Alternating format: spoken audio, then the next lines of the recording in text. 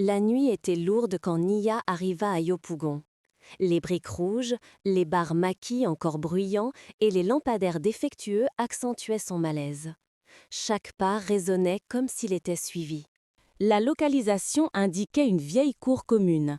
Quand elle entra, un courant d'air glacial, impossible en pleine nuit chaude d'Abidjan, la frôla.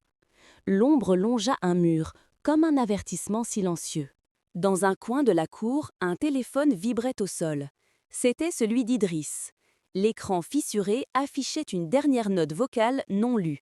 Quand Nia lança l'audio, une voix haletante grésilla. « Ils savent pour toi, ils ont libéré quelque chose pour te faire taire. Nia, ne !»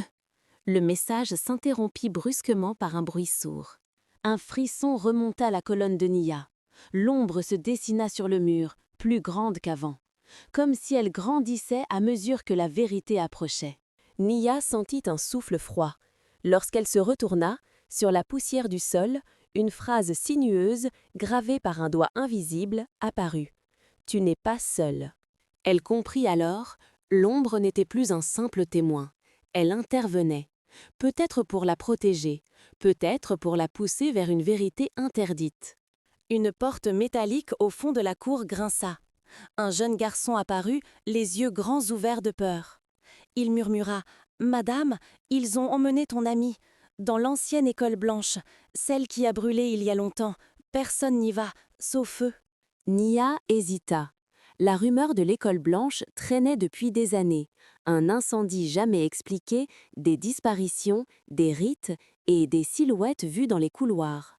Alors qu'elle s'apprêtait à partir, le garçon ajouta « L'ombre, elle te protège, mais elle a peur aussi. » Ces mots la figèrent. Sur le chemin vers l'école blanche, son téléphone s'illumina subitement. L'appareil photo s'était ouvert. Sur l'écran, une silhouette derrière elle. Mais cette fois, elle tenait quelque chose dans ses mains. Une clé. Arrivée devant l'école, Nia vit l'ombre se matérialiser. Une porte latérale sembla se déverrouiller d'elle-même. Idriss était là. La nuit devint étrangement silencieuse. Nia inspira. Elle entra. Et l'ombre entra avec elle.